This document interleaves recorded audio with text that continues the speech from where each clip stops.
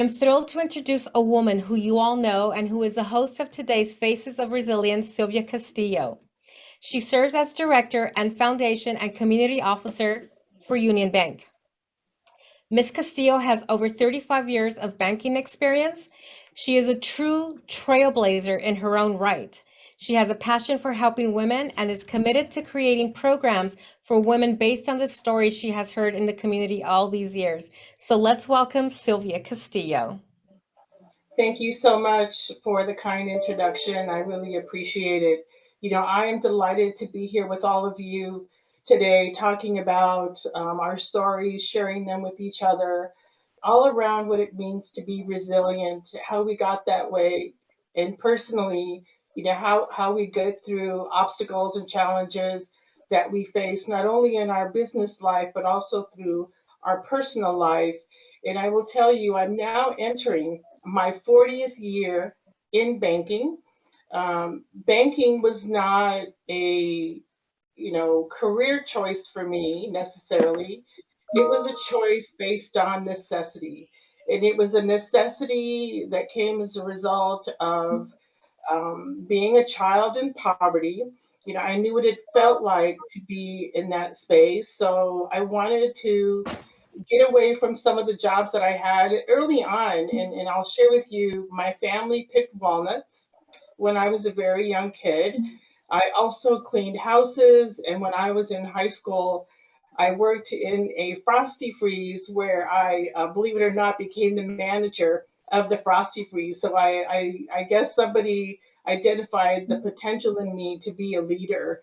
And then after I graduated from high school, it was either do I go to college and leave my mom and my siblings who were remaining at home, or do I stay and get a job and continue to sustain myself and to help my mom? And of course, I chose the latter. So, in those 40 years in banking, my first job, of course, was as a teller.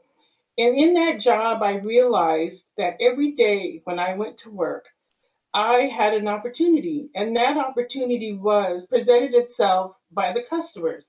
And that was listening to them, what their needs were, what was going on in their life. They shared an awful lot of information with me, so I was able to get to know them very well. And as I started to transition into larger roles, I realized that my purpose, which to me is very important, what my purpose was, is to listen, learn, and serve. And throughout my career, I have maintained that as a foundation on how I conduct myself, how I conduct business. I do that in my personal life as well because my passion for giving knows no bounds, as those of you who know me know. And all of that stems from how I grew up and the impact, of course, that that has. So, anyway, I'm going to keep going before I start the session off with a little tear or two. Nonetheless, I have been in this career again now 40 years. I have had, sole performer roles. I have had very large leadership roles with a large amount of responsibility, managing great numbers of people and leading large teams. But throughout my entire career, I always knew that I had an opportunity to help somebody, mentor someone, move people forward, help them develop and realize for themselves, like others helped me realize they have potential to do so much more for themselves, for their families, etc. And that leads me to where I am today and the job that I have today. I have the great privilege, and that's exactly what it is, the great privilege, but also responsibility of leading our efforts in philanthropy and community outreach for Union Bank. I work with 300 plus nonprofits, and I work with them very closely, very intentionally. I learn about what they do. I go visit, I see what they do, I see the people that they help, and it helps me to make the investments that the bank needs to make in organizations who are doing the very hard work on the ground. So that is my goal, is to continue to do this work.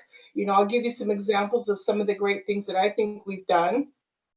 And that is, of course, working with the Los Angeles Latino Chamber and with Anna and Daryl and Olivia and others to help them do the work that they need to do to move small businesses forward, particularly women and women of color. I work with USC and I have them create programs that help women and women who speak Spanish in the South Central area who have businesses in their homes, but they don't realize they have a business, nor do they know how to manage it like a business. So we try to create programs to move them along in that continuum. We've just recently supported a program at the University of Laverne where they have a small business incubator, and that will be going live relatively soon. And then one of those that I'm really proud of is working with the Los Angeles City College. We help seed a career pathway that is focused on women of color, under-resourced women, and that career pathway is as a mammography technician. So once they finish their certification, they will be able to go on and get well-paying jobs with Kaiser, in other hospitals and businesses, organizations that provide that kind of service for women. So that's just a little bit about what we do and what I get to do personally at the bank. That is my passion, that is my purpose. I love what I do, and that steam that I have comes from knowing what it feels like to be in the shoes of an under-resourced person. And with that, I will end my comments at this point. And then, I want to thank you all for joining us this morning and for listening to us and giving us your time and your attention. It's so important for all of us to gather together and really help each other and be there for each other. I would like to introduce to all of you another phenomenal woman who is on with us, and that is Christina Sanchez. Christina is the Vice President of Public Affairs with Ultimate Services. Prior to Ultimate, I think this is pretty awesome and phenomenal. It's something you all need to know about her, and you may already know, but I'm going to share it anyway. So prior to joining Ultimate, Christina was senior partner at the Milagros Strategy Group. She is a two-time, mind you, two-time Emmy Award winner and seasoned media and government affairs practitioner. Christina has served in this field for more than 20.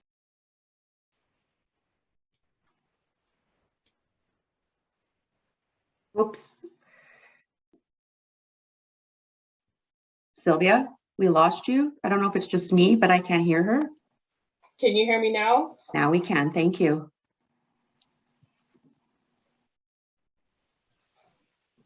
Okay, so I just turned it over to you, Christina. Did I miss that?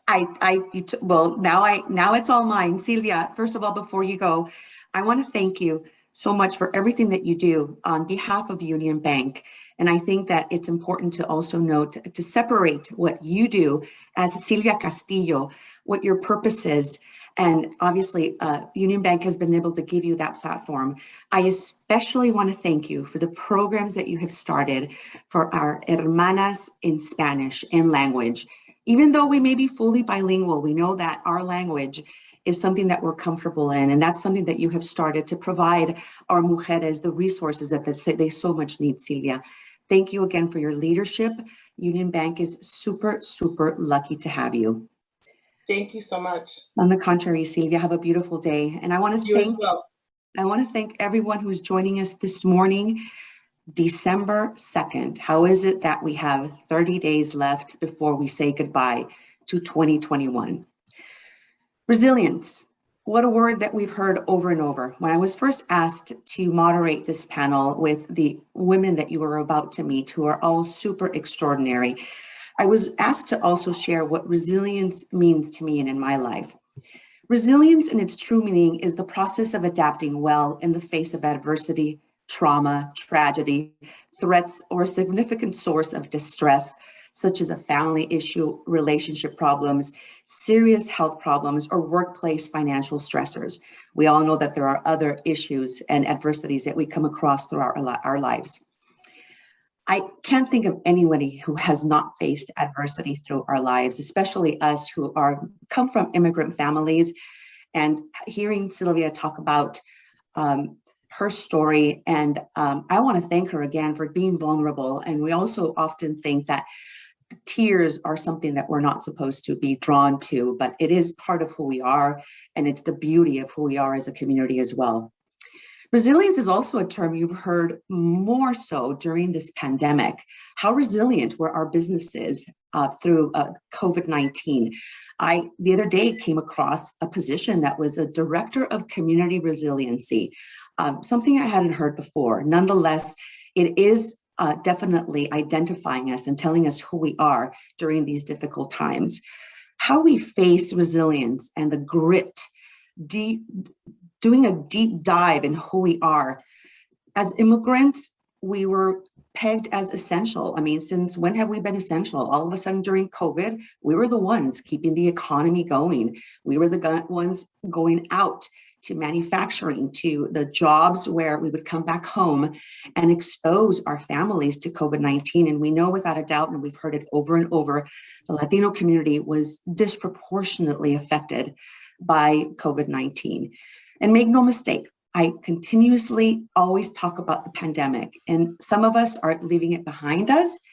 It's not. It's very much with us. It's very much part of who we are now, and it's going to stay. And these virtual events have given us the opportunities to gather, be with each other, and have these super important conversations. And above all, hear the stories from other women and talk about our lives and provide us the tools on how we can use them to be more resilient. A little bit about my story. I know you heard about Sylvia. I was born in the San Fernando Valley. And yes, we always talk about the San Fernando Valley being the OG Valley. So for those people out in San Gabriel, you don't get to claim that. My parents did something very unconventional. It's what we call reverse immigration. I lived in Pacoima, and my parents were very unhappy with the educational system, with the quality of life, and they basically packed up my brothers and sisters and took us back to Mexico. There, I was surrounded by family, obviously made friends, started school as early as first grade, and thrived in Mexico. I went to a British school and supposedly learned English. I think I call it the kitchen English, because when I came back to the US, unfortunately, my dad had some health issues, and we were all forced to come back to the United States, where we settled back in the San Fernando Valley in the city of San Fernando. I remember being 11 years old, vulnerable, Spanish speaking, and bullied, called a wada, a wetback. I had to go back home and ask my mom, it's like, what does that mean? I've never heard those words. It deeply affected my life.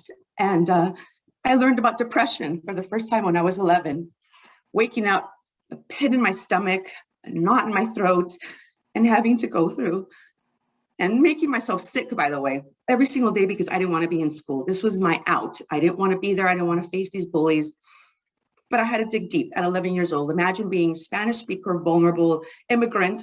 My only advantage is that I had a US citizenship because I was born in the US. So that said, I remember my bullies, Gloria and Maria. Those are names that you never, ever forget.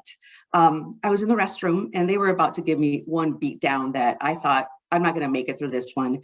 And a young lady, her name is Yvonne, walked in and basically told them, leave her alone, déjenla en paz. They walked away and never bullied me again. And Yvonne Diaz-Katrowski is my best friend 40 plus years later, and she's my sister and confidant. So thank you, Yvonsky, if you're here with me today. Fast forward, you assimilate, you learn to, you sink or you swim, and that was resiliency for me. So I learned English así, rápido.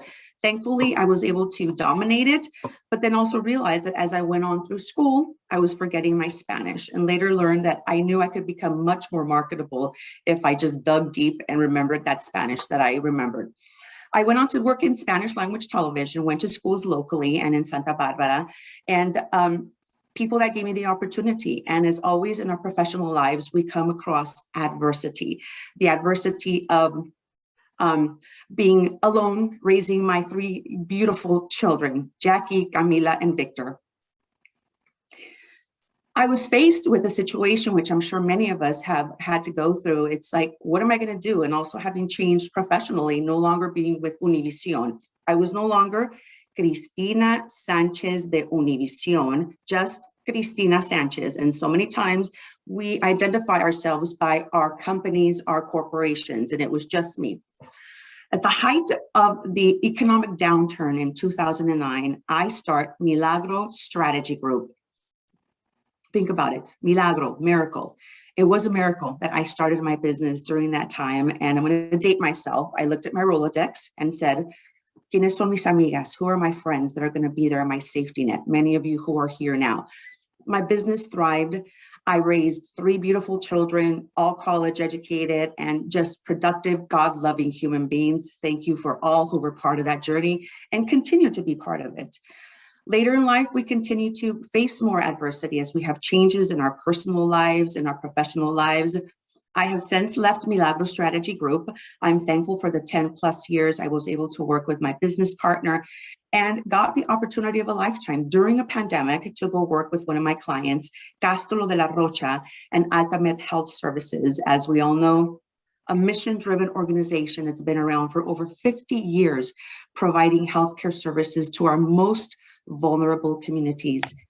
I want to thank Castro and Zoila for taking what was one clinic in East Los Angeles to now a multi-billion-dollar organization with over 52 clinics providing primary care, dental care, behavioral health, senior services, and now a major vaccine campaign that is under myself and my colleagues called Ándale que esperas. So if you haven't been vaccinated and you want resources, make sure you call our hotline, Ándale que esperas. Ultimate for me is very passion driven. I think it's provided me the opportunity to have purpose in what it is that I'm doing. And I'm thankful for the opportunity and for all of you who I will continue to work with throughout my journey at Altamed. Whew, that was a mouthful. I'm sure I've got so much more as it relates to my resiliency and who I am today. I specifically want to talk about the tribe that I surround myself with. And it's many of you that are here who have seen me vulnerable, have seen me in my highs and my lows, but it's who we are. And we love each other and accept each other as who we are. So thank you to all who joined us today. Again, I'm seeing the chat blow up and I'm appreciative of everybody. And we're going to get to some questions and answers, but I'm now going to get into our program and introduce our amazing, amazing panelists. Our first one is Judge Lucy Armendariz. Judge Lucy. She has presided over cases at the State Bar Court of California for over a decade. Appointed to the bench in 2007, she maintained a heavy docket of cases that included trial motion hearings and status conferences. Judge Armendariz was appointed to the Superior Court of Los Angeles under Governor Jerry Brown in October of 2018, where she serves at the East Los Angeles Courthouse presiding over criminal trials.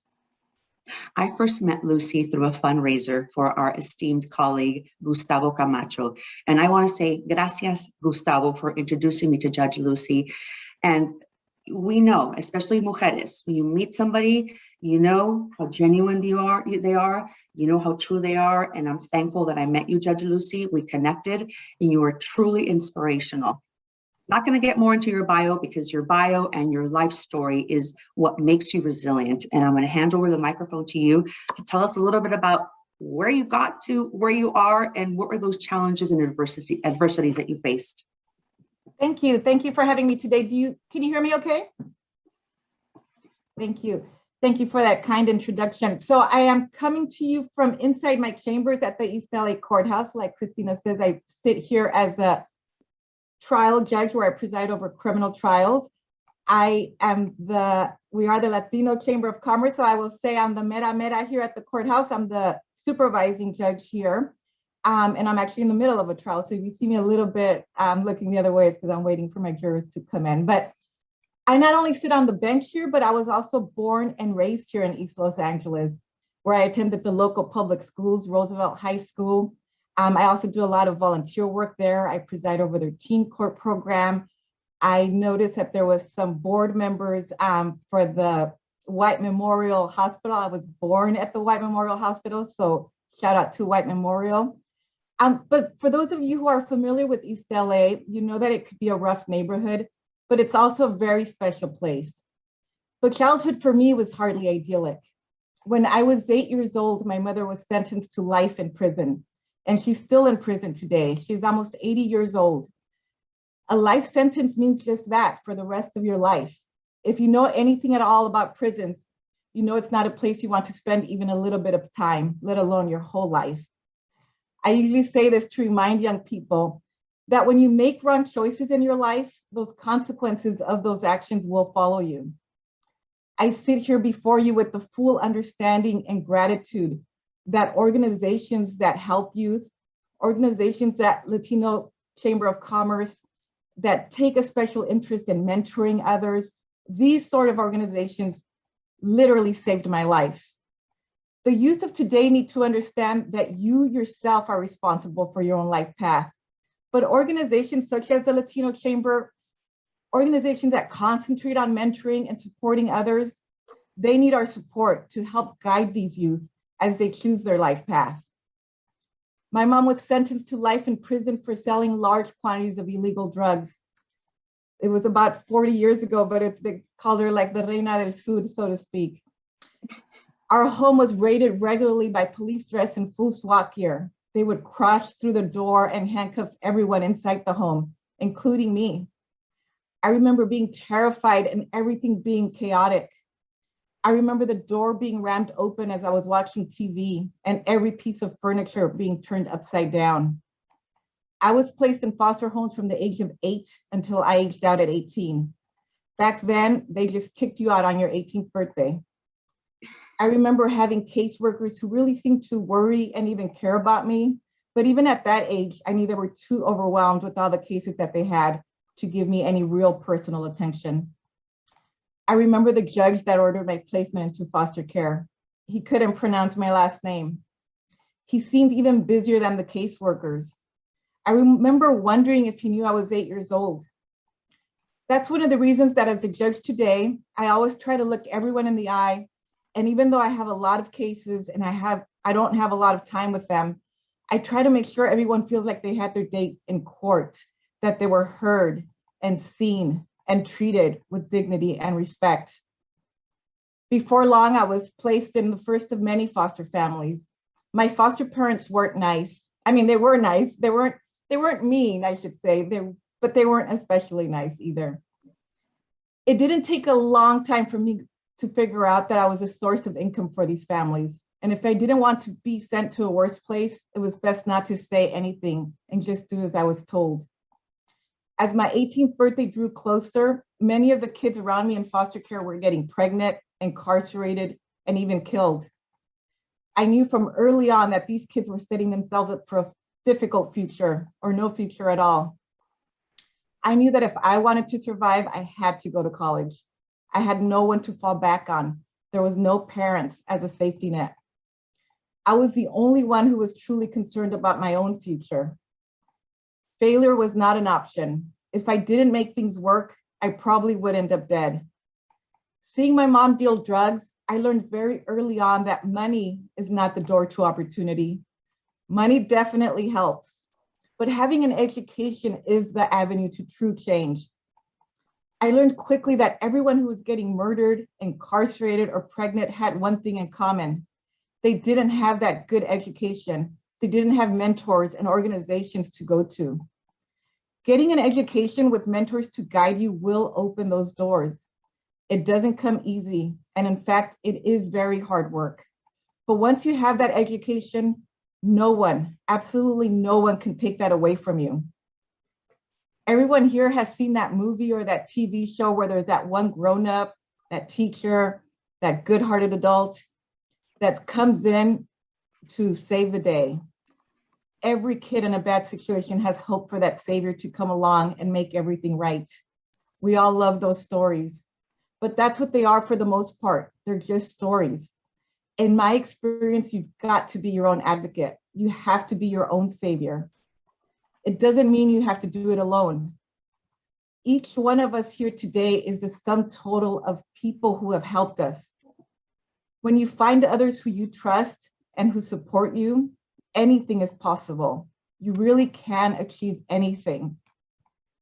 For everyone that has helped me and the doors that were open for me, I know it's my responsibility and my true duty to serve as a guide that people need while they navigate their own life path. But the hard work has to come from you and you alone. When I go speak to children in foster care, I often tell them that we're all dealt a deck of cards at birth. Some of us draw a crappy hand. The luck of the draw can seem unfair, and often it is unfair. The secret is to play the hand you're dealt and to play it for all it's worth. You don't deserve that unfair life, but you have to play the hand you're dealt. Some people start out with good cards. Being born into wealth means having access to relatives and friends who have power and prestige and who can welcome you into those circles. Others, kids who were abused as children, kids who lost their parents to violence, kids who were brought to this country by parents with few opportunities and only a desperate desire to find a safe corner in the world, they have a much weaker hand to play. I'm here to tell you that the key is what you do to change the hand that you're dealt. What do you do with the privilege that you were born into? And let me remind you that no matter who we are, we all enjoy some degree of privilege. What matters is how you play the hand you're dealt while still remaining true to yourself and to the values that you hold dear. It's a useless waste of time and energy to worry about the unfairness of the hand that you drew. It's easy to complain and get discouraged about the unfairness of it all, but that doesn't change a single thing. No matter what hand you're dealt, everyone has the capacity for greatness. I am here today to tell you that even when the deck is stacked against you, you can still win. I'll tell you some of the deck that I was dealt. Fewer than 3% of children in foster care will go on to earn a college degree. 20% of foster kids will become homeless after the age of 18. 76% of young women who age out of the foster care system will become pregnant by the age of 21. I knew the odds were not in my favor, but I also knew I had to play my hand smart and with persistence. Here's the thing that worked for me and why I devote so much of my time to organizations that mentor youth. I always looked for adults who could answer my questions, the ones who knew how things worked and who could point me in the right direction. I knew that if I was going to have a chance, I had to find that support. I was motivated to work for my success. I just needed some clues about which way to turn. My teachers and mentors served as an invaluable source for guidance and resources. I often tell young people that your dreams will come true, not just because of your hard work, but because other people will recognize your commitment and they will want to help you succeed. To give a more specific example, I had a sense that my high school counselor knew about getting fee waivers for college applications. This was way before the internet, so finding this kind of information was even more of a challenge than it is now. The counselor knew where to take the SAT, where to get my college essays reviewed, how to apply for financial aid. Maybe she had hundreds of students and maybe she was busy, but I was committed and she recognized that. She never knew I was in foster care and she was famous for making home visits. I made sure to never miss one of her office visits so she wouldn't ever find the need to have to talk to my parents. I think there was a sense of shame, and there is still a sense of stigma for the children of the incarcerated. And I was also worried that if someone found out about my living conditions, I would be sent out of East LA. With persistence and a lot of hard work and a touch of good luck, I was accepted into UCLA. I was happy and even thrilled that I had achieved my goal. And that was something I wanted to go to. I wanted to go specifically to UCLA. But maybe even more, I was happy for a reason not many other UCLA students would have understood. For the first time in many, many years, I would have 3 meals a day, and I would know exactly where I would be living for at least the next 4 years. When I went away to school, I was leaving East LA for the first time in my life. For those of you who think I didn't really go away to college, let me tell you, I feel like I went to a whole other foreign country. Westwood is only about 16 miles from here on the 10 freeway west, but it might as well be on the other side of the globe. Roosevelt High School was 92% Latino, with the other 8% being Asian and African Americans. I knew there was such a thing as white people because I had seen them on TV, but the first time I saw a blonde person in real life was when I stepped onto the campus at UCLA. Even more of a shock to my system was how wealthy everyone was. This was the first time I saw income inequality with my own eyes. My fellow students had a level of wealth I found hard to comprehend. My roommates were children of surgeons and movie studio executives. They traveled to Europe during Christmas break. During Christmas break, I was kicked out of the dorms with nowhere to go, but I had to leave the dorms. I remember feeling abandoned and forgotten. Later, when I became chief of staff to the Senate Majority Leader in Sacramento, I made sure to work on the legislation that required all foster children that attend the CSU and UC systems to be allowed to stay in the dorms during those holiday breaks. At UCLA, I learned more about the legacies of racism and how they impact current structures. It was at UCLA that I started thinking of law school.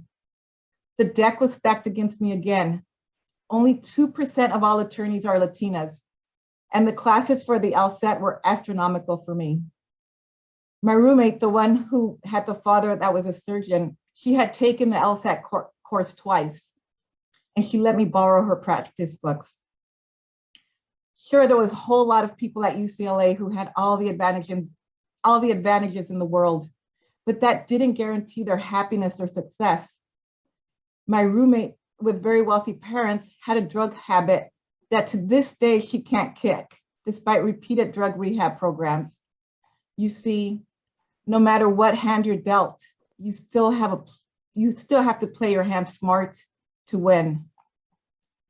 In closing, and I will answer any questions you might have for me, Christina, when I tell my story, I always feel like it sends the message that I have no family. That isn't true. In fact, I have a lot of family. Maybe it's not the family that I was born to, but the people I have chosen as my family. And Ana Salceda is one of my hermanas. I consider her my chosen family. Thank you. Thank you for having me here today. Judge Lucy, thank you so much for opening up, for sharing with us your incredible story. And yesterday you said, oh, you've heard my story before, but we never, ever, ever get tired of it. I'm going to ask just a follow-up question. Was there a moment throughout your life, and I'm sure there have been many, but that one aha moment which really just opened up your eyes to much more than what you were already living with and the adversity you were living? I think more aha moments were seeing what I didn't want to be, right? I don't think I had a lot of positive role models, but I definitely had a lot of negative role models. And so it was a lot of what I don't want to be. And so that's why I allude to people that were in gangs. I was like, okay, don't get into a gang, because I would see them getting killed, or every single one of my girlfriends in high school got pregnant during high school. And I remember going, okay, yes, do not get pregnant. So there was a lot of aha moments of seeing what I didn't want in my life. I wasn't really sure where my life was going to take me. And sometimes I still feel that way, but there's definitely moments where I learned what I didn't want for myself. I want to thank you for, obviously, so many of us go through that adversity and we have to go inward, and those traumas that we've lived and we don't deal with them, they surface up in life, in your relationships, through health. We often hear sometimes the stress that we live comes out in forms of cancer or other things. But I want to thank you for sharing your story with us, for being so vulnerable. One more question. How do you see the foster system now different from where you were in it, for example? And I know that you've made some changes. Are we where we're supposed to be, and are there more improvements that could be made? There's definitely more improvements that could be made, but I think different from when I was growing up, I feel like a lot of our legislative leaders, a lot of our local leaders have taken up foster care recently, at least in the last 5 to 10 years, as something that they have championed.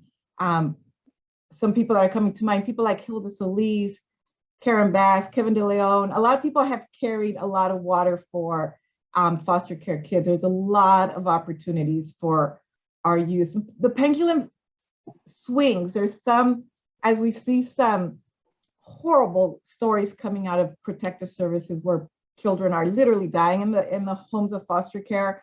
You see some swinging of maybe we should keep these kids with families, and then you'll see some horrible stories, and the pendulum swings again. I think it's a beast of a problem. And And we have to remember that when we place these children into foster homes, we're literally saying, we, the government, will be your parents. And when they kick you out at 18, I have a 22-year-old, she's not going anywhere. So when we kick out our own at 18, I mean, imagine kicking out your own biological kids, right? And we are saying as a county, as a state, there are kids and they literally just kick us out. There has been some improvement where they try to guide you until 22, but I have a 22-year-old and she has moved out of the house, but I know she will not be on her own for a long time. I was going to say, I think as Latinos, we actually never leave. We may leave to another house, but we always come back for something or the other. Judge Lucy, where are you 15 years from now? Oh, I always tell these kids that ask me, like, did you always know what you want to do? I had no idea. I had no idea that I wanted to be a lawyer. Definitely had no idea I wanted to be a judge. I always say that I dreamt big and the universe laughs and says no bigger.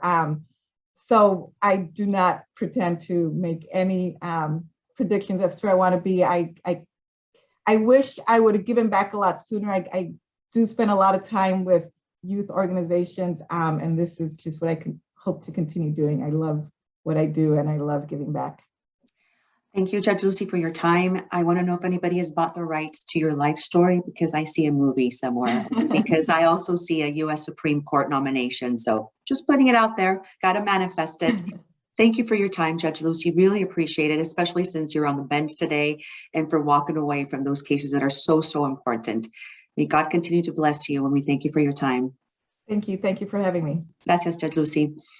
We're going to go on to our next panelist, and this is someone whom we are also very familiar with, Gina Sapanta Alder. In 2003, Gina received her bachelor's degree from the University of Southern California with a double major in psychology and international relations.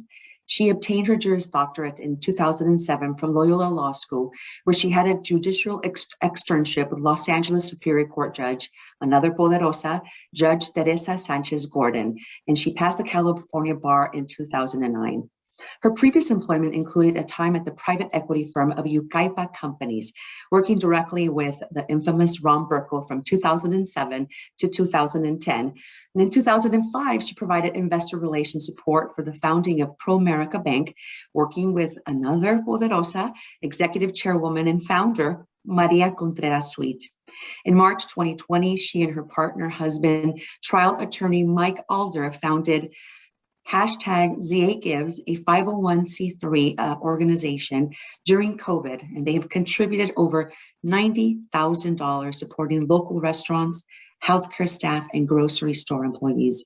Additionally, they became the first private citizens to host a Day of Giving at the Weingart East Los Angeles YMCA, which provided over 12,000 meals, 10,000 toys, and 8,000 home deliveries. And they continue to advocate for their East Los Angeles community. No stranger to our community, Gina is legacy, her family, her parents, whom we all know and love dearly and miss as well. Dr. Sapanta, trailblazer, paving the way for so many other Latino physicians as well, a powerful woman, lovers of our community, knowledgeable and supporters of politics and also our art. Gina, welcome. We really appreciate you being here. We talk about professional struggles and we talk about personal struggles, but we want to hear your story. So I'm going to popcorn the mic over to you. Thank you for joining us. Thank you. Thank you for having me. We can hear me? Okay, good. Good morning, everyone. And again, thank you, everyone, Latino Chamber, especially Ana Sauceda, the powerhouse queen, madrina, who made this happen. So thank you for including me and all the other panelists. I'm going to offer probably a different point of view because, you know, I certainly didn't grow up with the traditional hurdles Latinos face. I grew up in privilege.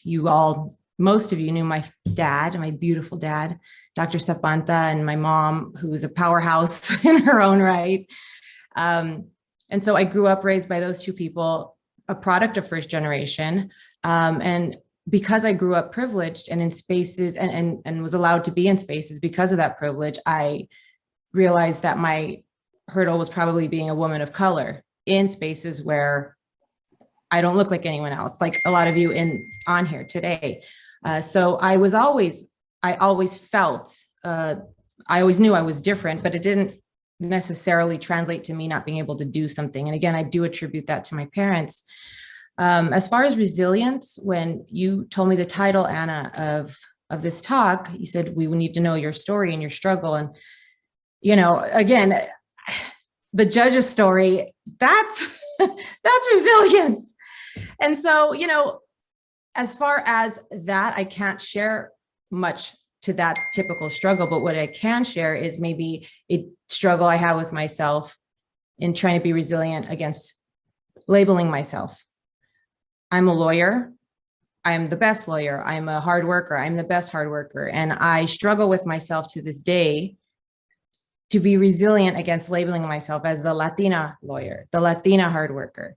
It shouldn't matter. And this is just my personal philosophy, and this is not to discount the shoulders on which I stand and the struggles everyone in our culture has faced to get to this point. But I also think in order to accomplish and break out of this glass ceiling mentality, maybe we need to start, or myself personally, I don't want to identify myself or pigeonhole myself. And so I find that it's a constant struggle for myself to walk that balance, walk that line. You know, everyone has their journey. I personally, you know, I'm divorced. I went through a divorce 3 months before my dad passed away. I have 2 young daughters. That was a very big decision. Everyone, you know, divorce is not pretty and it's heavy, but it was the right decision and it was the right thing for me to do. I had cancer when I was pregnant. I was diagnosed when I was 8 months pregnant. And so that was a doozy, but it didn't define me. And if anything, I really don't look back at my past or the struggles because it can't define me. That won't allow me to succeed and to elevate myself. And so bearing that philosophy in mind and continually trying to struggle and chip away at my own self-identity and trying to break out of this categorized label.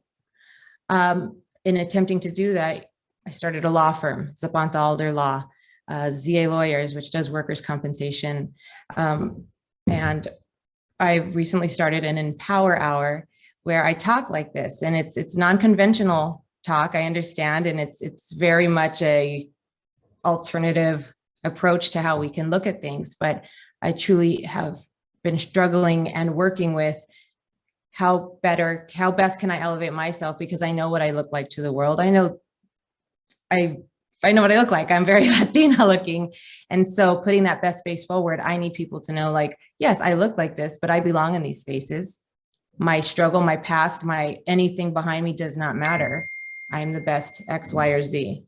And so bearing that in mind, I go forward, and in my job, in not mentoring, but in sharing my journey with people, I hope that conversation can somehow reflect or awaken something in their life where they can realize they don't have to be pigeonholed or believe in the labels or categories placed on them. Their bad upbringing, their financial status, their documentation status. Yeah, it is what it is. So what? You're powerful. You can do it. Yes, some people start with way more hurdles than others. And because of that, my husband and I have aligned very closely with Stedman Graham, who's Oprah's boyfriend. So I'd like to say I'm basically talking to Oprah. And he, all joking aside, we prescribe to the same philosophy, and we've been doing a lot of self-empowerment and self-development projects together. And another one will be this spring. So mark your calendars. And he too says, if Oprah and I defined ourselves as Black, at the time, poor, no money, abusive homes, XYZ, that they wouldn't be where they are. And so I feel my contribution and my resilience would come from trying to break through this common narrative of, oh, you're Latina, so XYZ, that defines you, that's your label. Oh, you're a divorced mom. Oh, you are. And so in doing that, I hope I stand as an example for others to reflect on their lives. Like, like the judge says, you are dealt the cards you're dealt with. She's a perfect example. So what? You move on. Not disregarding, not discounting any thing or anyone that got you there. But I think serving the greater good, the greater conversation, elevating the culture by practicing what we preach, what I preach, in not believing in or applying the labels to myself. And so, again, I don't know if there's any questions. I don't really have much more. I'm sorry I don't have a sob story, but I'm very passionate and I really truly believe in how I live and what we do. And I'd like to say that again, because of what I look like and because I know what I stand for, I'm so proud to also share that we established a $100,000 endowment at my alma mater, Loyola Law School, for a first generation Latina to go to law school there. So again, believing in this philosophy so much, I know allows me to get into spaces, to get to conversations which make bigger decisions, which allow us to be successful enough to then reinvest it into the community and then uplift. And so. Gina, extraordinary story. And even though, yes, you don't make excuses, your parents obviously were so instrumental in who you are now, without a doubt. I want to hear about the moments where you were raising two kids, you're going through a divorce. No doubt you're in a space where it is a dark space. Then you lose your dad. What is it that made you pull through and continue to be the woman that you are? I didn't see a choice. I didn't see a choice at all. I made the decision to leave the marriage. Again, people that have gone through it, you consider the pros, the cons. I'm going to ruin my children's lives. I'm going to destroy a family. I'm going all the way to, but I need to be free and I need to be happy and not suffocated. And I really just didn't see an alternative. I'm going to fake it till I make it. That old adage. I don't care what it gets thrown at me. It's shitty, fine, but there's nothing I can't handle. I have a network of people. I'm smart. I'm capable. You know, and money has nothing to do with that. That's just grit and will, because it's all relative. And so it is difficult being a mom with two young girls who are going through, or, you know, they're still trying to understand the divorce, but I'm honest, communication is key and I don't hold back. And I just face things head on. And then losing dad, again, he was, my strength is literally from both of them. And his saying was, it is what it is, move on. It is what it is. What are you going to do with it now?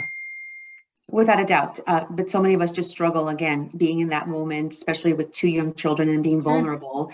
Sure. We come from, I think, a community where if you leave a marriage, it was shameful back then. Totally. Now, if you stay in one that is not healthy or toxic, it's, you know, shame on you. So obviously, you know, opening up your eyes and moving on, and also being vulnerable to your kids. I know when I was going through some very difficult times, I was told I can't be weak in front of my children. I need to show them that I'm strong, but I needed to show them that I was human and that I was struggling, and that's part of life, and it's how you deal with those circumstances. I totally agree. Absolutely. And that's what I said. Communication and honesty has been just the key to get through all of this with the kids. They see mom crying, they see me pensive, they see me frustrated, and then I just walk them through those feelings. Well, mom feels this way because, and I, you know, try to communicate it at their level.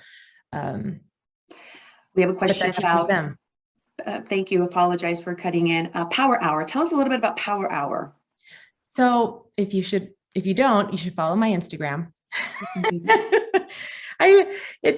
You know, again, my philosophy on life, I think, resonates with a lot of people. I don't live a traditional lifestyle. I think I do a lot of things against the grain, and I think people are intrigued by it. And people continually would reach out to me on Instagram and ask, how do you balance it all? How are you a mom, a lawyer, a business, and this and that and all, everything? And I think that's a fallacy too, balancing it all. We can have a whole webinar on that. That's a whole fallacy, I think. It was designed to set women up for failure, but that's just my opinion. It's a balance, and Empower Hour, I think, was my, again, explanation on how I face life. Yes, you can have it all, but you're picking and choosing along the way. And if you're going to commit to something, you commit fully. And then just doing a lot of reading and learning from other people who I want to live like, people that inspire me. I really, truly am like a disciple to those other voices and then channel it. And people were reaching out, and I thought, well, why don't I just start a Zoom, because I don't have time to meet with everyone individually. So I started a Zoom every Tuesday morning, 8 a.m. for an hour. And I just started talking. And I start talking about, I don't want to hear excuses. You are your own worst enemy. Your past doesn't matter. Your background doesn't matter. Your financial status. You want a promotion? Do it. And there's no I should. There's no I want to. There's no I wish. There's no I hope. It's you're either doing it or you're not. And that's literally how I lead my life with every decision. Not saying it's easy and it's a whole walk in the park. It's not. But because it's not, it's worth it. And it's a life well lived. And so I communicate that in this Empower Hour, and it has a great following. And we actually had our first live event on November 1st at the City Club. And Stedman Graham joined us for that. And it was pretty neat.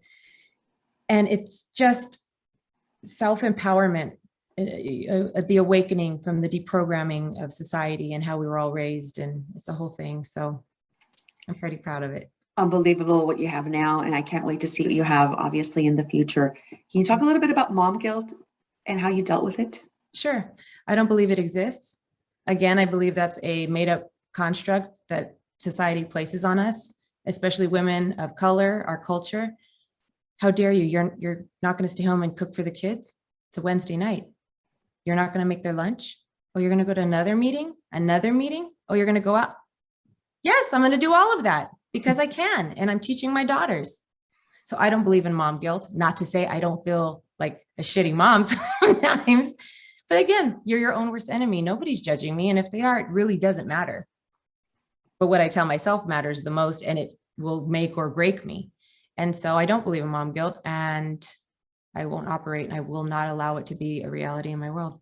I think great advice. I think balancing is something that is hard. It's done with great sacrifice. And sometimes we do have to sacrifice having that big meeting or doing something or being somewhere where you're not going to be able to be there for their children. But you also teach them that it's just part of life and it's the way it is, and don't have them guilt you into it. I know for so many years, I felt super guilty. Long nights, not being there, not being at their sporting events, et cetera, But now, again, well-balanced, good, loving human beings. Gina, where do you sit? On that point, I apologize. On that point, just to add on, in my Empower Hour, people continually ask me about mom guilt because they see all the stuff I'm doing, which is not the conventional mom life. I say, ladies, men don't have these conversations with themselves. Why are we? End of discussion. That's another series, Anna. Note to self, by the way. Anna, that's next. Note to self. Gina, where are you 5 years from now? I will be running a global conglomerate. I will have a variety of growing brands, and I will be supporting my children in whatever endeavors they choose to do. And yeah, I'm excited. Like literally, everything's coming to me, so I'm excited. Thank you, Gina. Thank you everyone, so much. plug into Power Hour. Just any closing remarks? I know you're going to stay on, and we're going to have Q&A at the very end as well. But any closing remarks? No, nothing. Just I really appreciate being included in this group, and thank you everyone for choosing to be here. On the contrary, thank you. Gracias, Gina. Now it's my pleasure to introduce another Mujer Poderosa, which I think doesn't really need an introduction. We all know our beautiful Chef Lala. She is an authentic and passionate professional dedicated to empowering others to live their best life, professionally and personally. Lala's heartfelt, fun, high energy, passionate messages motivate and engage all audiences to step into their greatness, providing them with the motivation to take the next step toward living their best life through healthy lifestyle choices. So very important, the work that Chef Lala does. Her specialties, so many to name: a professional master chef, Le Cordon Bleu Paris, lifestyle medicine, Harvard CME, sports medicine, San Diego State certified nutritionist, best-selling cookbook author, caterer, passionate motivational speaker, single mommy, community volunteer, humanitarian, entrepreneur, philanthropist, overweight management specialist, UCLA corporate recipe development, children's nutrition expert, spokesperson for the American Diabetes and American Heart Associations, and spokesperson for the NBA Fit, ambassador to Children's Hospital to Los Angeles, and so much more. I think the most important is that she is amiga and poderosa to us as well. Chef Lala has appeared on so many national programs, including Dr. Oz, Martha Stewart, Today Show, The Doctors, The Biggest Loser, Despierta America, The Food Network, the E! Channel, People Magazine, NIH Health Cover, and so much more. And I think one of her biggest accomplishments is that at 12 years old, she was part of the group that toured and sang with Menudo. Who remembers the group Menudo? That'll tell me who you are, by the way, just from an age perspective. Chef Lala loved and so good to so many of us and empowering and that energy. Chef Lala, I want to hand over the mic to you. Talk to us about your personal, professional. I know both have intertwined in who you are today. It's all yours. Thank you, Christina. That was awesome. When Anna called and asked me to be part of a group that spoke on adversity, I thought, wow, resilience. Adversity, where we are, where we went, and so far, thank you for being here, listening. We heard the amazing story from Judge Lucy and also Gina, and they shared their stories, different points of views. And I think what's important to remember is that we do all have a very different point of view. I think that there's a lot of times that when you visit something like this or you do something like this, you're like, well, no, not me. No, everybody's got a story. Everybody's got a story. I mean, personally, health-wise, I related with Gina because I was diagnosed I had pre-cancer cells and I had to have them removed. I almost died maybe about 5 years ago because my potassium dropped so low that my heart rate almost went into full. The ER doctor says, I have never seen anybody alive with such low blood pressure. The reason I stopped singing when I was touring with Menudo was because I was in a bad car accident. I actually still wear a back brace to this day. And that's kind of why I'm sitting like this right now, because it still hurts. And this is, oh my God, 35 years later. And during COVID, I found out that I had an autoimmune and that my cortisol was at 0. And the doctor lovingly said in front of my son, if you catch COVID, you will die. We got that taken care of. I took cortisol and it's now under control. But nothing prepared me for, like Gina, the challenge that I went through when I went through a divorce. Because my divorce didn't have to do with leaving everything that I had, which I did. It didn't have to do with the failure stigma. It had to do with keeping my son safe. And if you talk about being scared and talk about not knowing what to do and talk about trying to find resilience in everything that you have, try keeping your children safe. That, I gotta tell you, is a scary place to be. So when you're in hell and you know you're in hell, why would you stay there? Move. And instead of praying to God, why me?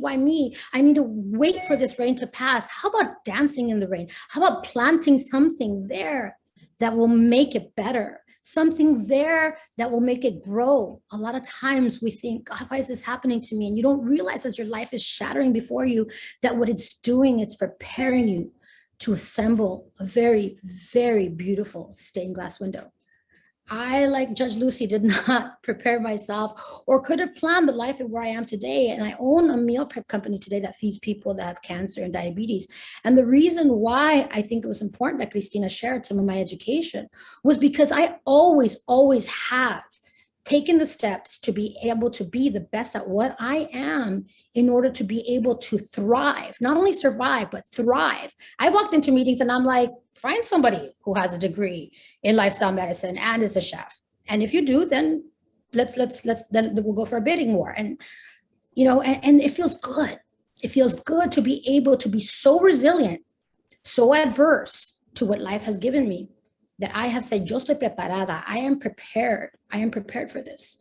So for those of you listening, and for those of you who are here, I'm not here to share my story in the sense that, that's all Googleable. I'm here hopefully to impart a little bit of information and a little bit of ganas, so that if you feel failure, so that if you feel lost, so that you feel just hopeless at times, you know what? That's why they call the present. You'll get a new one the next day. But don't wait. Don't say, well, maybe Monday. No, start today. Start today. Because today is the day that your life is going to change. And like Gina says, nobody can do it for you but you. You are the only person that could pull it from within. And sometimes we just need a reset. one of my favorite stories is there was a woman and she was walking down the street. She fell in a hole. And she was in there for a long time and she was scared. She was lost and it took her a really, really long time to get out. But she eventually did. And next time she's walking down the street, guess what? She forgot about the hole and she fell in it again. This time, still scary. Took her a little bit less time to go and get out. But she did. Third time she's walking down the street. Guess what she did? Now it's just costumbre. Now it's just a habit. Girl, she fell. She fell again. And what did she do? Took her less time to get out. And on the fourth time, she sees the hole. She walks around. And finally, on the fifth time, she took a different street. So I want to challenge you all today. Is it time to take a different street? Don't apologize for it. Like Gina said, it was time. It was time for her. And I understand it because God knows when that man took a match to my child's arm, it was time. And there was no looking back. And there was no street I was going to walk down again. And I'm not saying this to feel sorry for me. I'm just saying this because, you know, we all have something. You guys, yeah, maybe see me on a TV show or in a magazine and think, oh, her life is grand. No, I lost everything. And I picked myself up. And you know what? That's not true. I didn't lose everything. I didn't lose myself. And I kept the most precious thing, my son, his safety. So ask yourself, what is it that's important to me? Because you know what? A lot of times we say we do charity. And you know what? Charity is really a self-interest masquerading in the form of altruism. Why are you doing what you're doing? Are you really changing someone's life? I love the story where Judge Lucy said, you know what? She went through it. She had to be at the dorm. It hurt not to have somewhere to go. What and where are you pulling? What is motivating you? And you will find that if you are passionate, you're going to be dedicated. And if you're dedicated, you're going to be successful. But keep looking, because you know what? God wanted us. God wanted us to live our best lives. We've all suffered trauma, but success is a choice. It's a choice. Resilience is a choice. Resilience is not about I fell and got up. Resilience is I fell and I was facing upward and I was able to get up bigger, stronger, better. Look out, because here I come. I am Latina. I am woman. Hear me roar. So I hope today that some of the words that I shared with you inspired you to be able to be the best version of yourself.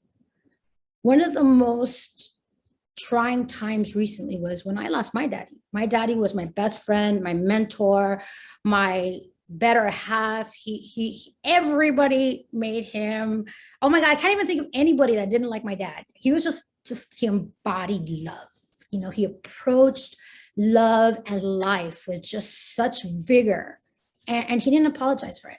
And he was such a great example of one of my favorite sayings from his is, ¿Quién está más loco, el borracho o el que pelea con el borracho? The drunk man or the one who argues with the drunk man? And it's true, don't engage or absorb yourself or take yourself away with arguing needlessly, because and then you leave that much more room for happiness. And that's what he taught me. But when I lost him, I actually literally froze. And I remember a year later sitting there and I pulled over and I started crying and I told my sisters, you guys, I am not okay. I am not okay. And my little sister said, I've never heard you say that. I've never heard you in your 50 years of life say, I am not okay. And you know what, you guys? It's okay not to be okay sometimes. Don't look at us fregonas mujeres here and think, you know what? It's because they have it and I don't know. No, let me just tell you, I can speak for myself and I think for the women on this panel, we have all had our asses kicked hard. We have all cried. But every single one of us made a choice. It's a choice. So tell yourself and say it out loud right there in your living right now. I choose to be resilient, because I want you guys to choose that, to make that choice of resiliency, make that choice of greatness, and start today. And surround yourselves by powerful people. I know that sometimes we forget because we get so enthralled in all this and it's so exciting and everything. We forget where this comes from. The LA Chamber of Commerce and Ana Salcedo and Daryl Salcedo putting this together, they are so maverick in being able to have the foresight to see the importance of not only just like, oh, this is how you do your business or how you fill out your SBA loan. No, this is how we get balance. This is how we get balance by great organizations. So if you are not a member, I was told before this that by Ana Salcedo, so take her word for it, that if you are not a member, you can sign up today for free so that you can continue to be part of such greatness. And what I have gotten out of it, yes, I am a business owner, but I will tell you, more so than a business contact, I have gotten relationships that are super key and maverick. I remember my aha moment, Christina, and I'll share it with you. And I don't think I've ever told Gina this. Gina, I was at an event in Washington, D.C., teaching the National Association of Medical Professionals. And I was teaching them and I said, okay, here's the list you doctors give away. And it has, where's the tortillas? Where's the pan? Where's the rice? If you take away someone's culture, how do you expect them to stick to it? Especially if they're dying. I said, how do you cook Brussels sprouts? Again, where's the frijoles? And I was kind of giving them, a cultural shock here. And this doctor comes up to me afterwards. He says, I really, really wish you were in California. My name is Dr. Sapanta. And I said, Dr. Sapanta, very nice to meet you. I'm Chef Lala. And I said, I do live in Los Angeles. I live in Whittier. And he said, oh my God, I'm in Whittier. And so I had the great pleasure of meeting your father and being able to share stories on how to do it. But look at the synergies of how it all works. And we're all interconnected and it's all incestuous and it's all beautiful. And we're all here to raise each other up. I hate when people say, oh my God, we just pull each other down. We're like lobsters, Latinos. No, we don't. I don't know. Girl, you got to get yourself out of that group. You got to come to LA Latino Chamber of Commerce and you got to come and be part of what we're doing. Because what we do every single time I leave an event, whether it's the white party, Anna's house, a Christmas party, a golf tournament, I feel better. I feel empowered. So if you want to be resilient, find it from within, but also surround yourself by these amazing people who will help you get there. And I'm going to ask you today, are you willing to have the courage to say, like Gina said, I don't have a sob story. My past made me who I was, and it taught me lessons, but I am here today. I'm in the present, and I look forward to my future. So I challenge all of you today to say, I will have the perseverance, I will be resilient, and I will have the courage to do so. Thank you. Chef Lala, thank you so much for sharing your story. Powerful beyond words. There is no doubt that you are a light in so many people's lives. And we know that you had faced tremendous darkness and adversity as well. What do you say to being vulnerable and some of us identifying or defining it as being weak? I think they're very different. Tell us a little bit how you feel about that. I think that when you're vulnerable, I think when you have a wall up or you protect yourself, I think that you protect yourself and you don't experience certain things, but it's just that you don't experience certain things. You shut yourself from that. And I think by being vulnerable, you not open your heart, but you're also able to be, for me, at least personally, I've been able to be a better teacher from it. Being honest about, look, this hurts. This hurts. I've had business people say, you know what, I lost everything. I was almost homeless 10 years ago. He took everything. He took my houses, my cars, my everything, but me, like I said. And to be able to say that, and I rose back up. Then somebody says, you know what, I can do it too. And hopefully my vulnerability and my scars will give somebody the, just the ganas to be able to do it, or the soul, to be able to feel that they too can do it. And if I inspire someone by me telling you the truth, my truth, then I'll continue to do it. Very, very inspiring words, Chef Lala. I want to talk about mentoring and what we do to uplift the next generation of young ladies in particular. I'm very proud to say that in my time in Univision in particular, mentored several young ladies that are now big vice presidents and have these huge positions and have done so well. And I was part of that journey. Tell me about some of the women and her stories and people's lives that you have touched. I know that there are many, but give us a few that are memorable to you.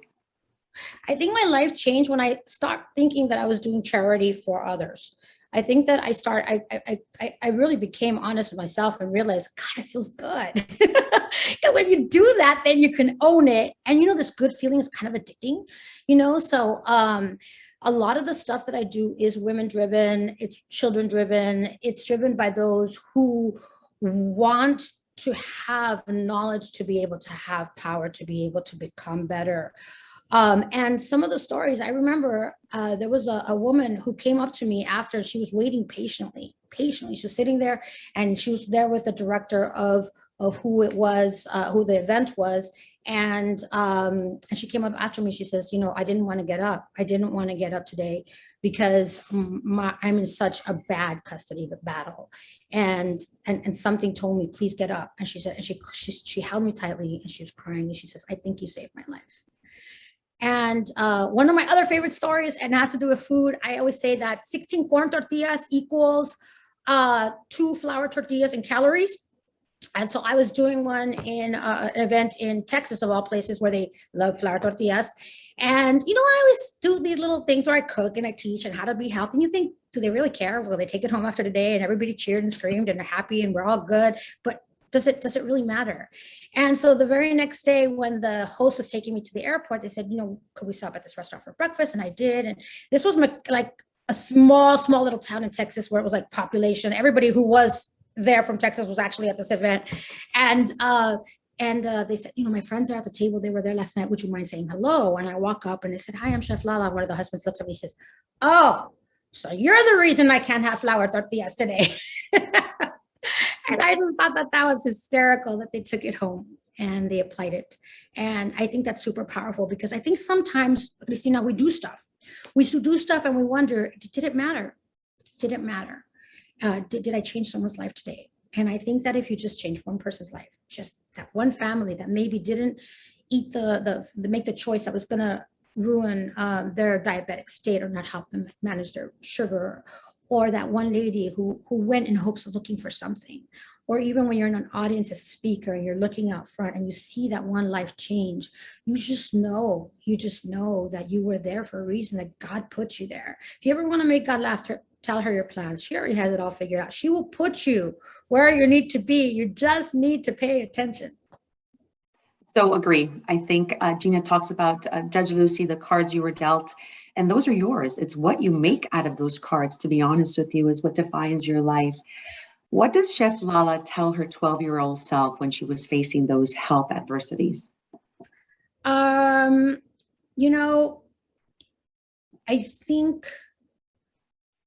think that the 12-year-old self, I had the good fortune to have an amazing family, an amazing mom. So, I didn't get a choice to tell myself how to make bad choices. She was there and she made sure, she ruled with an iron fist and helped me make the best choices. And I just, it doesn't matter what you teach your children or you tell them, it's what you do. It's what you do that they will listen. I've seen my son do things that I could have never taught him if he hadn't seen me doing it. So I think that the 12-year-old me became the best version of me because I was blessed enough to have such a beautiful family with such amazing values. And so the 12-year-old self tells myself to pay attention to what mom and dad are doing, because they're doing a damn good job.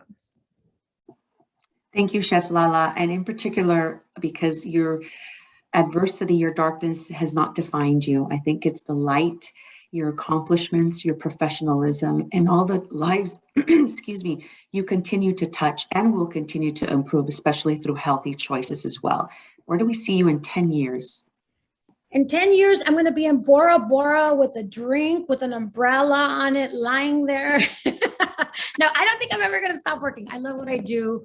Honestly, I want to expand my meal delivery company to be a national company that services institutional agencies like schools and jails and army and with the food that they need, especially servicing our diabetic community, because we have such a large number of people that need to be fed correctly for them to be able to manage their life and live a better, healthier life.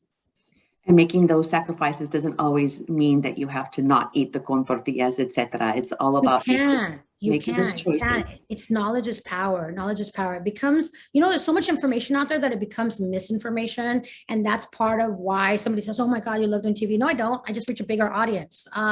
So, the television part, or the magazine or the newspapers, all that stuff, that it just has to do with a larger reach to be able to educate people at with a larger audience. My dad had diabetes. My mom has it. My little sister had it. She had a heart attack at 40 something.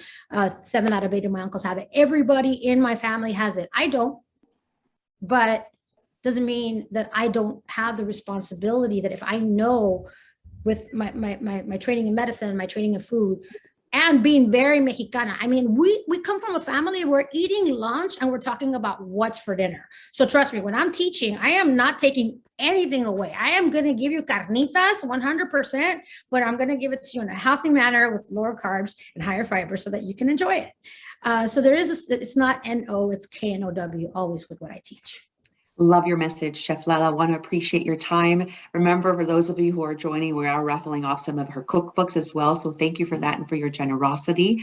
I'm now going to go on to our next speaker. I do remind you that we're taking questions in our chat box, and we will open it up to everybody shortly. Thank you, Chef Lala, for joining us once again. Thank you. Now on to our next Mujer Poderosa, Nora Guerra.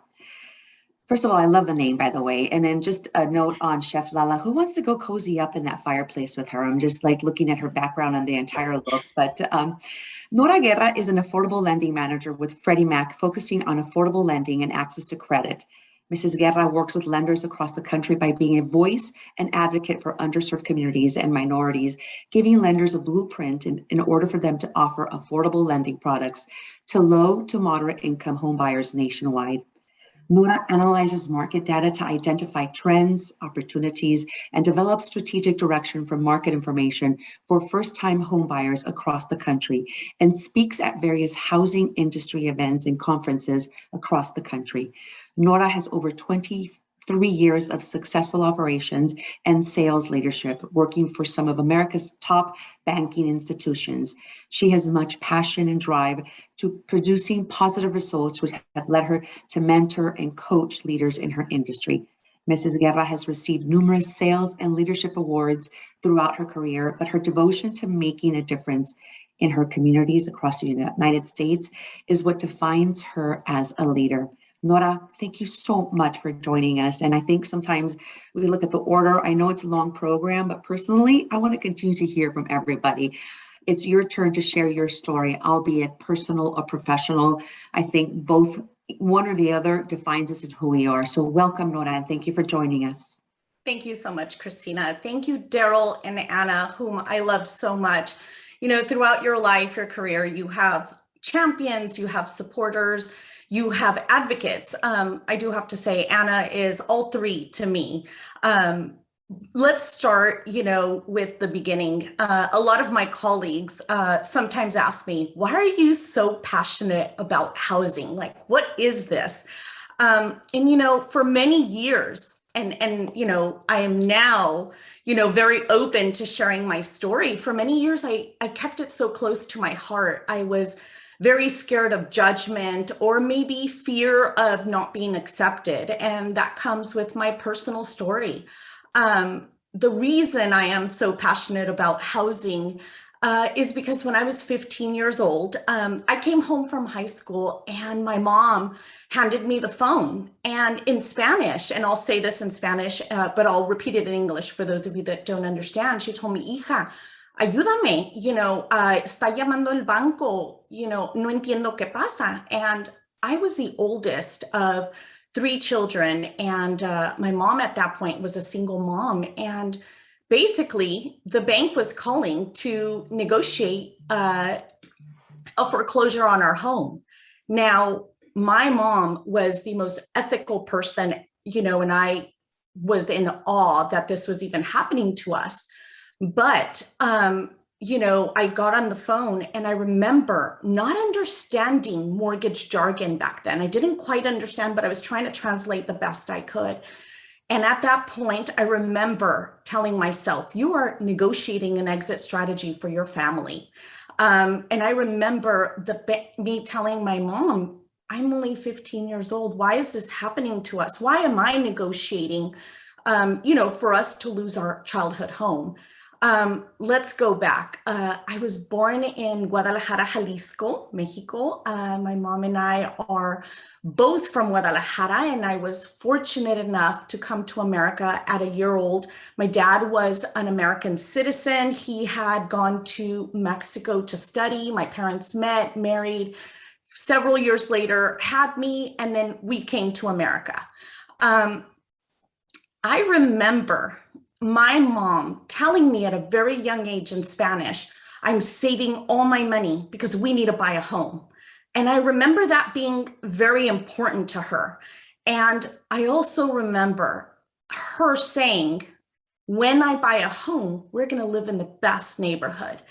And I thought, okay, that's important too. So she moved our family. Sure enough, she saved $30,000, not knowing English, working several jobs. My dad was a civil engineer for the city of Los Angeles. And I remember it was really her, and it was really her drive to own a home. That was so important. And I remember she always talked about my culture. She's like, eres mujer y eres Latina. And in this country, you can do everything. And I was like, what are you talking about? I didn't quite understand that. But what I did understand is that phone call, and that changed my life. When I hung up that phone, I remember crying and telling my mom, I hope this never happens to another Mexican or immigrant family. I don't know what we're going to do, but it sounds like the bank is working with us. Several years later, I was receiving some national awards in housing, and I got to bring my mom. And she told people in the audience when they were congratulating her, I said, my mom is in the audience, and I told this story, and my mom said, it's true. She didn't want this to happen to any other family in America.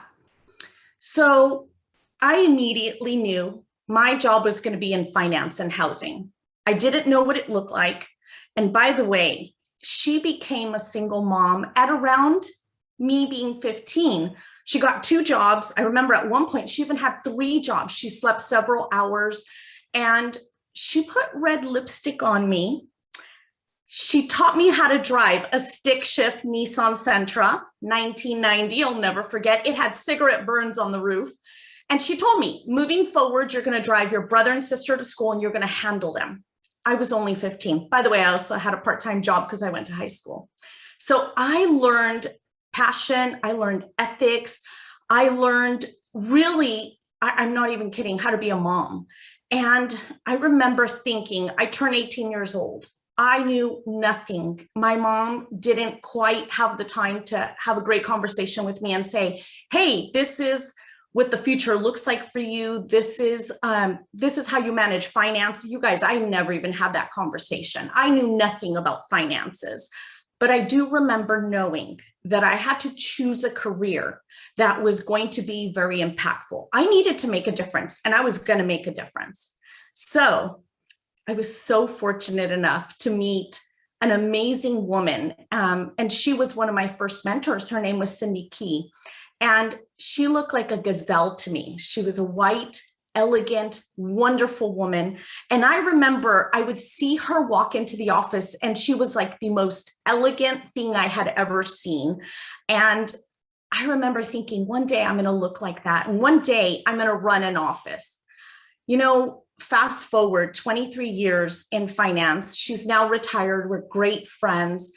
she has called me every time I get a recognition or an award, or she sees, you know, something published with my name on it.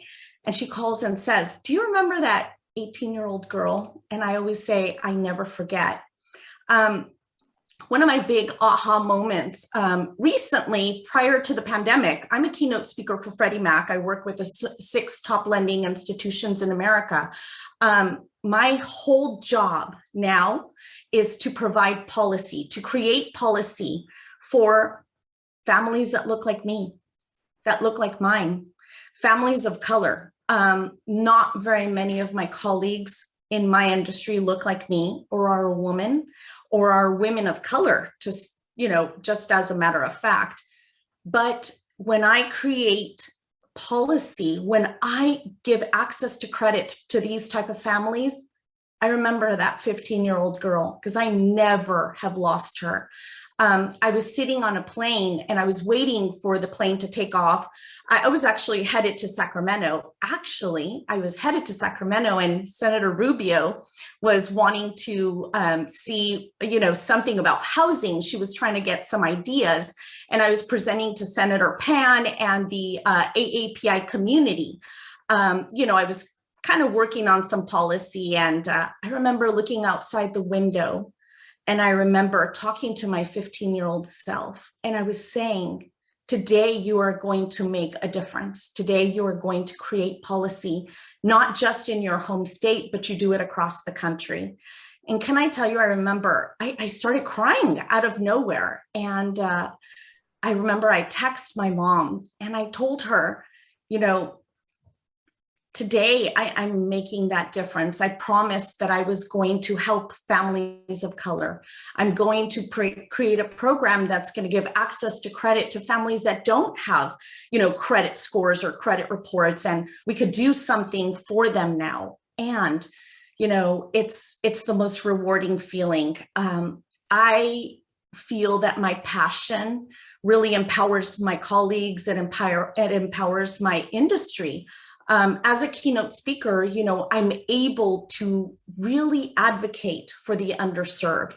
I'm so passionate to go the extra mile. And sometimes I even have the fortunate, you know, kind of that window to be able to see families go and receive keys to their home. Now, knowing finance so well now, closing generational wealth for Latinos and for Latinas is so important to me. Recently, I was assigned a huge national project.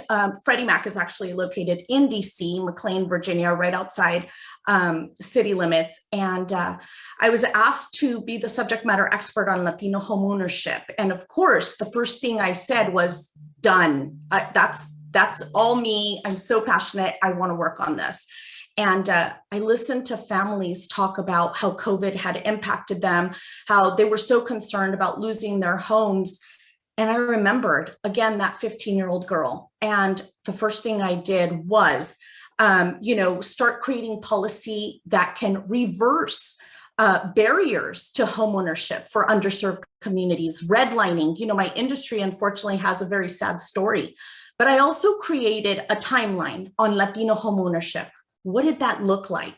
Why were there so many barriers? And something that I uncovered that I want to share with you all today is Latinos, actually, Latinas in America, were the first to own homes. And when California, Texas, Arizona became states within America, it was the women who advocated with the crown in Spain, the Spanish crown, that they should be legal land owners. So women, and it was particularly Latinas, that really created that affordability and sustainability for homeownership. Now, my mom was really, really passionate about owning a home in America. We lost it, but years later, she married an amazing man who helped finish raising us, and that was my stepdad. And she was able to buy her next dream home. And I'm so fortunate she closed generational wealth for our family. She closed that wealth gap and she made an impact. And I think I've done that the same for my family.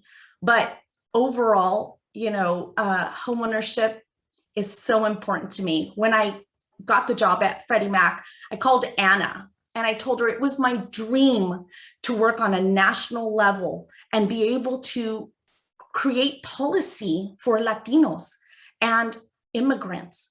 And every time that a policy goes through for the country, for a particular state, or if there's some type of advocacy, I'm the first to volunteer. Women in my industry are far and few. For me to mentor women in our industry, to be honest with you, I think that's where I shine. I want them all to succeed. We all need to succeed. I want to hold their hand. I want to help them. I'll do anything it takes, to be able to help them succeed. And I'm a huge advocate and champion.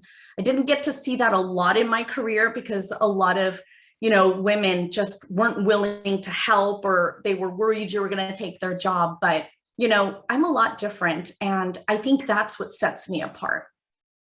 And that's my story. What a beautiful story, Nora. Thank you so much for sharing and for being in a space that is ever so important. We know for so many years, home ownership is part of the American dream, and we're seeing it just dwindle away so much with COVID, the economy, California, policies, et cetera, et cetera, et cetera. You are now the Cindy Gee to so many, by the way, and I want you to never forget. Tell me a little bit about the women that you are mentoring and how important that is to you. So actually right now, I'm so fortunate. I just finished 6 women executive programs in 2021. One of those is actually a Freddie Mac executive women program where I'm mentoring 12 women underneath me. They're all women of color, which I find fascinating. The fact that my company is even so invested in having someone represent them and mentor them. I tend to really just share so many vulnerable stories with them.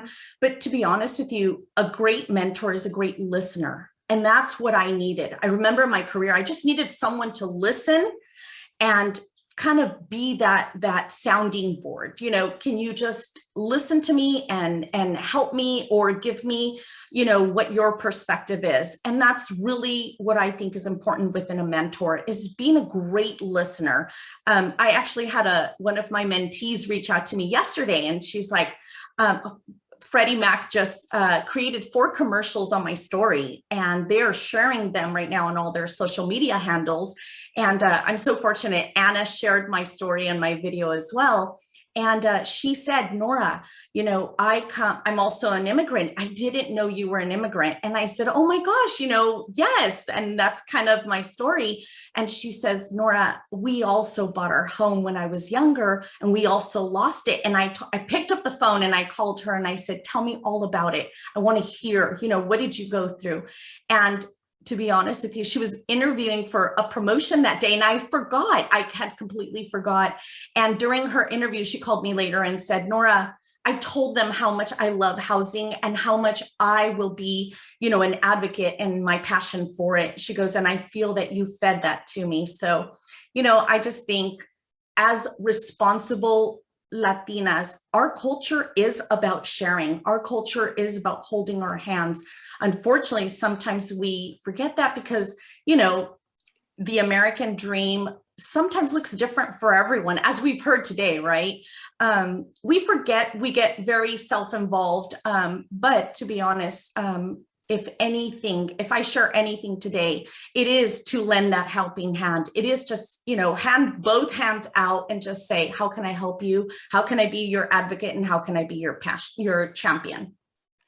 Nora, first of all, for Freddie Mac to feature you as one of the stories and a spokesperson is huge. And we're so proud of what you've accomplished. Take me back to when you were 15 and having to take care of your 2 younger siblings. How did you dig deep and really pull through during that adversity? And mind you, I know sometimes we don't want to talk about it, but I want to hear about it. Yeah. No, let me tell you, can I tell you? I mean, and this is, you guys, this is as vulnerable as I'll ever get. I was so embarrassed. I lived in a great suburb, Hacienda Heights, California. I want to say that there was 2 Latino families, actually 3 Latino families in my elementary school. It was us, it was my cousins, and it was a Puerto Rican family that became our best friends. I was so embarrassed. There were so many, white non-minorities, and they were very well-to-do. And I remember telling my brother and my sister, do not tell people what's going on. We can't share. You guys, the red lipstick, and I was driving a stick shift, dropping my little brother and sister off before high school. I mean, I remember thinking, why the heck am I going through this? Like, this is not fair.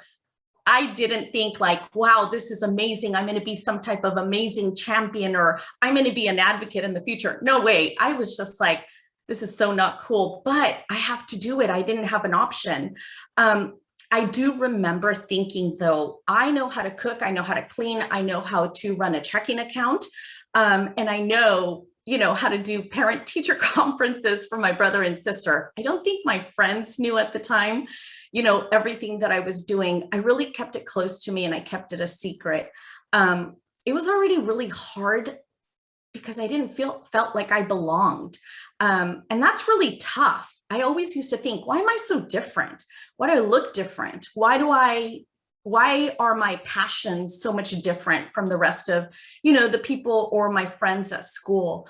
You guys, an embarrassing but funny story that I tell all the time is my mom in elementary school, I don't know what she was thinking, but packed me, we're from Jalisco, she packed me freaking chile con carne with tortillas for lunch. And like in my Greek wedding, I remember opening my lunch and I was like, oh my gosh, what did she do?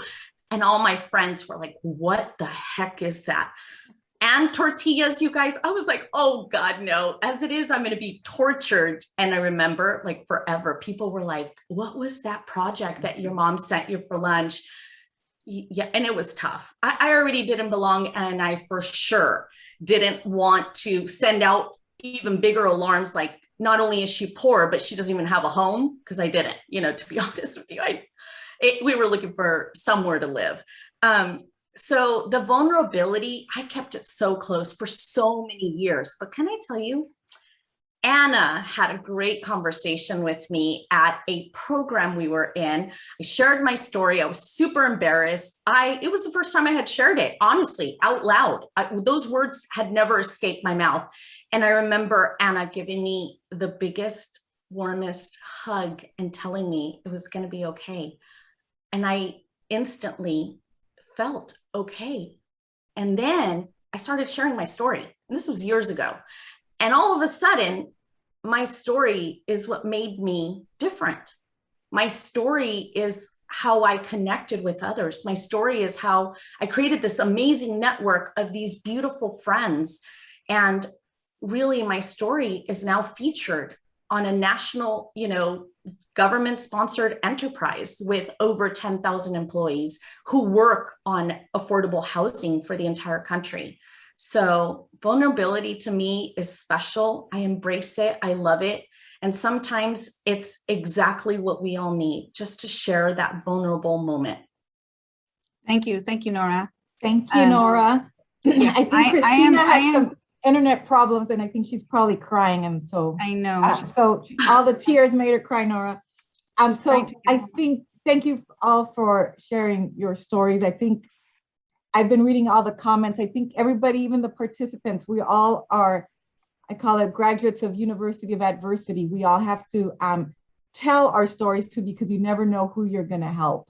And I hope this encourages all of us to stay resilient, keep helping others, and don't worry about what cards you're dealt. You can still win, just play it smart.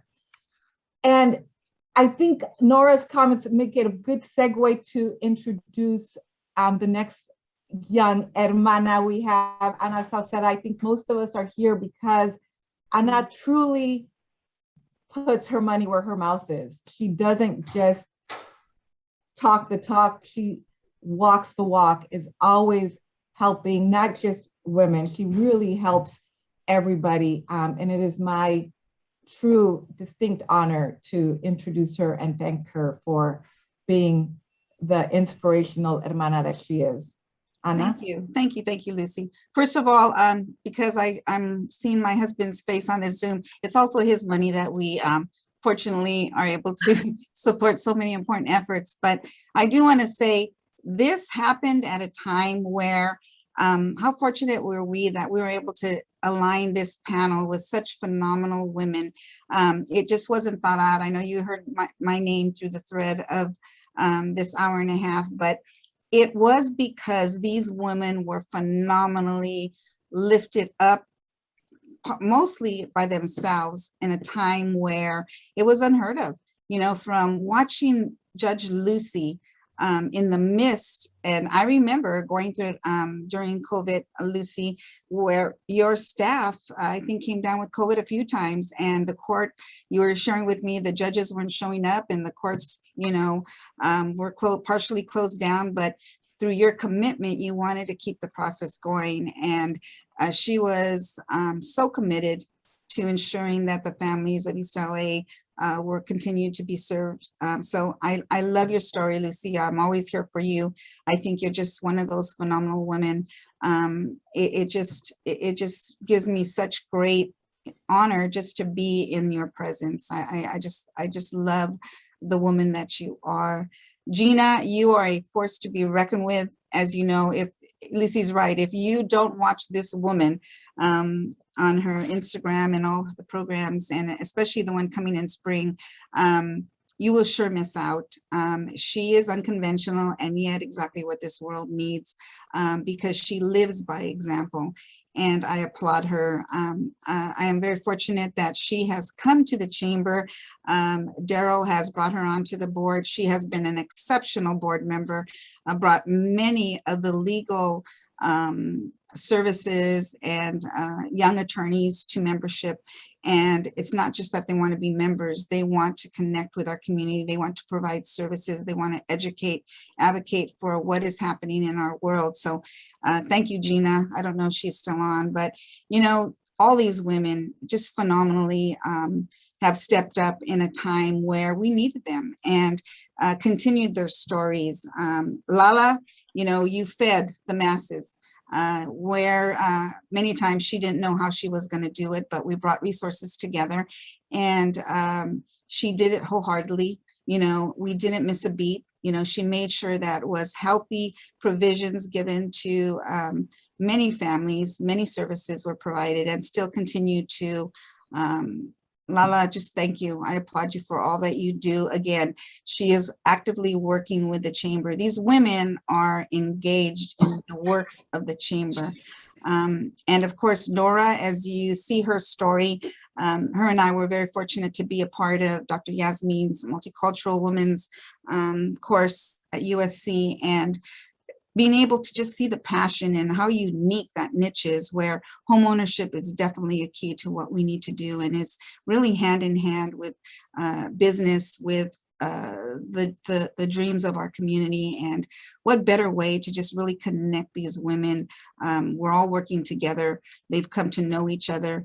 This would not have happened without the heart and the brain of Sylvia Castillo from Union Bank.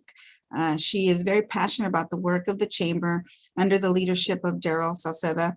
And she wanted to see how we could really do something more for women in business, because as you know, it's just not small businesses that were challenged throughout these trying times, but women-owned businesses. Many of them have products and services, and their workforce was depleted, you know, and their resources definitely were depleted, already being challenged even before COVID. But she wanted to make sure that we put them in a place where we can begin conversation, but also start to create more services and resources for them. And I thank you, Sylvia. So she stepped up, funded this. It's the beginning of something really great that's going to be happening in 2022. I know it. As you know, Union Bank has merged, was bought out by US Bank.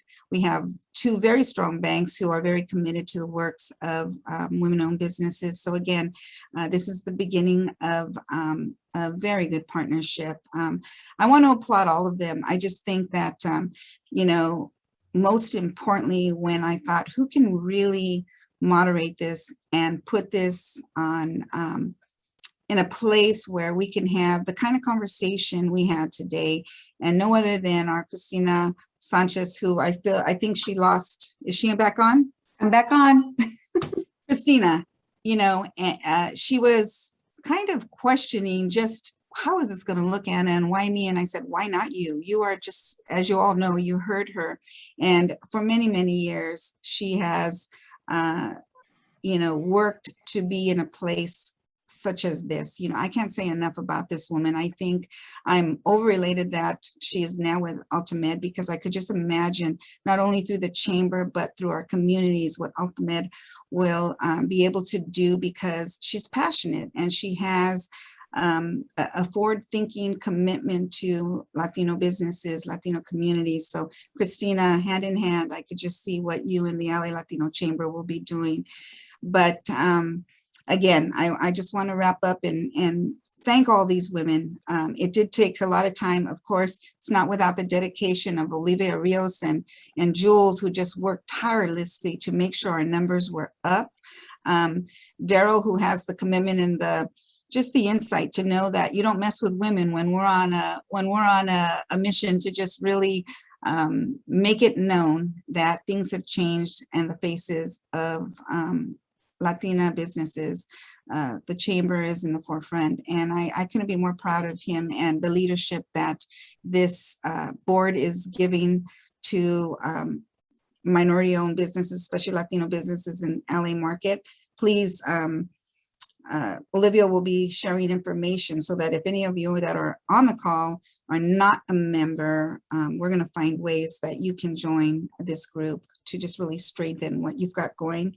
I did want to share with you though, as you went on and you saw the faces of these women, they were true faces of resilience. And I know there are so many more faces. I see Marianne Reyes right now, Ruth Gutierrez, Cheryl Quintana. There are so many women, Mary Lou Hernandez. There are so many women in our life who truly have that face of resilience. Wherever you are, Denise Gutierrez, you know, Gina, thank you so much. Brenna Duarte, Dulce, please, you know, stay in touch with us. You know, we are all really the pieces of what we're talking about, you know, whether we're in love and we're in pain and we're growing. Every woman that is on this call, we are a piece of each other's life, a common thread of just, you know, complexity and just love. And I really just want to lift you up today and thank you for taking this time. I'm going to hand it back over to Christina, and please, thank you for joining us. Ana, me vas a hacer llorar, and that comes easily these days, by the way. I want to thank you in particular for the vision to showcase these 4 individuals and for trusting me to move your program along. I am just elated and honored to be a part of your program, and I look forward to continuing to work with the LA Latino Chamber of Commerce. I also want to do a shout out, and I know we've been talking about Daryl Sauceda's leadership, but we also have joining us a couple of advisory board members, Joel Lara, who is my colleague, Rudy Gutierrez, David Mora from US Bank, Valerie Gonzalez from the San Gabriel Valley Law, Deborah Bordeaux, Janet Moore from Southern California Gas, our Poderosa Susan Trigueros, Yes. Ismael Bautista, Mary Lou Hernandez from SoCal Edison, Mirna Maltex, Brianna Dimas, Julian Canete from the California Chamber of Commerce. And unfortunately, we were going to have a surprise for you is Senator Susan Rubio. She had some spotty internet. We must be very close by the way. So I do offer my apologies for dropping off. Nonetheless, I know we're almost to time. Want to wrap up. Thank you for gracing me with your time, every one of you. Ana, Jules, Olivia, for being production extraordinaires and moving this program along. I think I'm going to now hand it over to Olivia to close us out with our any last minute messages and our raffles. Muchas gracias a todos. Les deseo un día maravilloso.